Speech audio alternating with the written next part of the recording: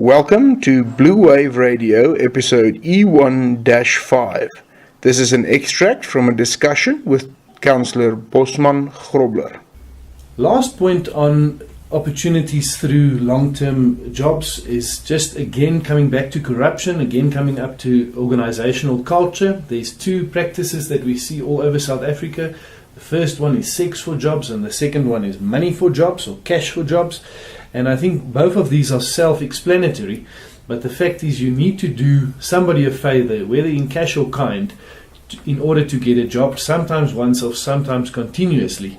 And people need to do these things to earn a living. And that is corruption. It needs to be eradicated. It needs to be prosecuted. And people need to really feel the brunt of the law if they are found guilty of practices like these. And these practices are not only detrimental to the individuals involved, it is the most horrifying thing to do to the system. Because if I was to employ you for job X and I get some cash on the back, I don't care about your performance. I don't care about your skills. The only thing I care about is the fact that I get half your salary. And that the fact that you can then not deliver services, which is your job, is then hidden under all kinds of political rhetoric. But the fact of the matter is your performance is not measured by your job output, it's measured by your cash feedback. And that is as corrupt as it gets.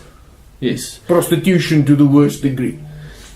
And what we see in government at the moment, if the plate gets really hot for somebody in a situation like that, they don't get fired, they just get moved to a new department. So it's called the cadre redeployment policy. Yeah. And that is a huge problem for South Africa.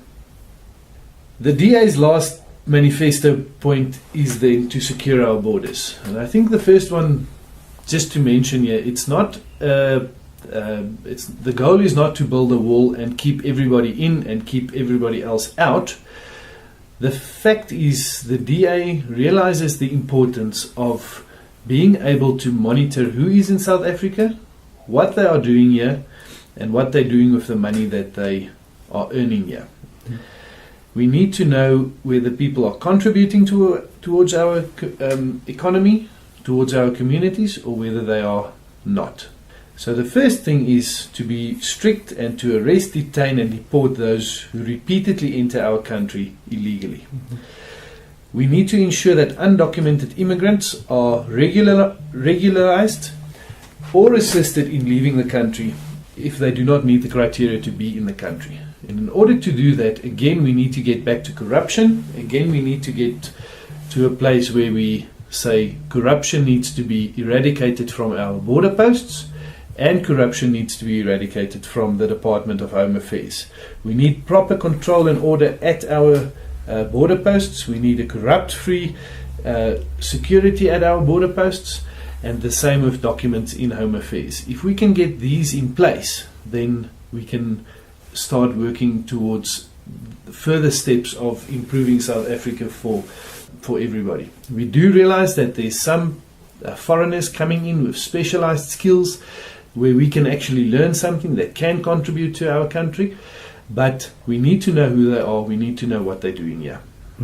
I want to add 2 points to that. And the first is the function of a border is to make a line in the sand. On that line of the sand, there's that rules. On this side of the line in the sand, we have our rules. If you comply with our rules, you're welcome. If you don't comply with our rules, you're not welcome. And this is a very important point. The second point that's also as important, a country without borders is not a country. It's just a place. It's just an open space, yeah. It's just an open space. And whether you extract that from the rules of your house, the rules of your house behind your gate, behind your front door, is your rules. It's not everybody's house, it's your house. My rules in my house might be different, but those are mine. When you come to my house as a visitor, you comply with my rules. If I come to your house as a visitor, I comply with your rules. But if you had this open party sort of policy, then you have no rules. You just have a bordello, for want of a better word. You can expand that idea to countries and country borders. The same with if you allow fish trawlers to come just cruise around and fish all your fish out. Who's going to go hungry? Your people, not the guy who's fishing illegally. Yes, there's a certain consequence when you open up your rules, and the consequence is normally suffered by your own people. Yeah, eventually you suffer the consequences. A last point I would like to touch on while we're having this discussion is the education policy. And from my point of view, and this is more an indictment towards the ANC as it is a direct question to the DA, we have the unemployment problem. We have the unskilled matriculant problem. I've read that a black person who wrote matric in 1994 was better educated than a black person writing matric today. Now, there's something fundamentally wrong. The apartheid government said, we hate blacks, we're not going to educate them. And yet they managed to give a better education than the party that says, we love blacks, we're going to educate them. Someone has to ask this question. If you love me so much, why am I worse off? There's another question that needs to be asked. The town we live in 1994, had a population of 110,000, approximately. Now the population is 350,000. And this is state figures. This is not things I'm sucking out of my head. In 1994, there were 7 or 8 schools. Why is there not 4 times more schools? There need to be 24 schools, 32 schools. Now, if the ANC built one, that's great. Where's the other 31? Why is nobody asking these questions? So, in my opinion, the DA would do well to just say the day we get the job, we start building schools everywhere. Yes, I think education is something that we can probably speak an hour or two on its own. The fact is, figures doesn't lie. And not enough schools have been built in this town, in this province, or in this country. And if you don't have a place where you can educate pupils, that's problem number 1. If you have schools, but you have teachers that's not willing to teach well because you've got unions like SATU, that's another problem. Mm-hmm. If you have textbooks that's not being delivered, or dumped in the veld, that's another problem. If you have overcharging on whatever you deliver to the schools, and less money is given to schools or less products, that's another problem. Mm-hmm.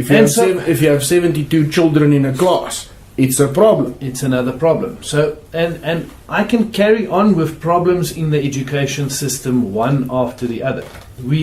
I didn't even touch on pit toilets now. I didn't even touch on the school transport system, buses that doesn't get kids to school on time. Where contracts weren't signed. These are all problems which can not indirectly, directly be pointed to bad governance by the ANC government. Because, and I'm not prepared with the figures, but in the Western Cape, where the DA has been governing for the past 10 years, a lot more schools has been built, a lot more people has been educated, and that is seen in the matric results, that's seen in the infrastructure development. People go to the Western Cape to be educated. Mm-hmm. And that in itself is another discussion. But the fact is, figures doesn't lie. And to get better education in your country, you need to have a political will to educate people. And at this moment, my opinion is that the ANC doesn't necessarily want to educate people because they want to keep people dependent on the government. Yeah, this is a classical communist Leninist kind of angle. Is tell everybody you love them, but treat them like dirt. Yes. Don't educate anybody because anyone who's educated can question you.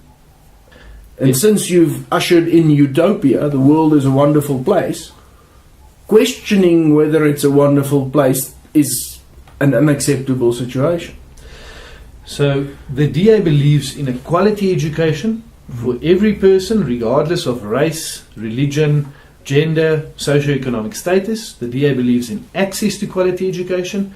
a quality grade 12 certificate, and then access to either higher education or opportunities after finishing with school. A point that we can finish with is a state like Colorado in the US. 97% of the 18-year-olds pass matric, or the equivalent of matric. That's why they have an unemployment rate of 4%. The figures make sense. Now, if you can't fix unemployment if you don't fix education. And you can fix anything with educated people. You can't do anything with uneducated people, because the only thing you can use uneducated people for is menial jobs. And we are not a menial country. We want to strive for excellence. We're a country with so much potential, and if you give people access to a good education and you allow them to grow their minds and their way of thinking, then I truly believe that wonderful things will come out of South Africa. They will come up with their own solutions. Absolutely. Thank you for listening to Blue Wave Radio episode E1-5. For more information, please contact your DA representative.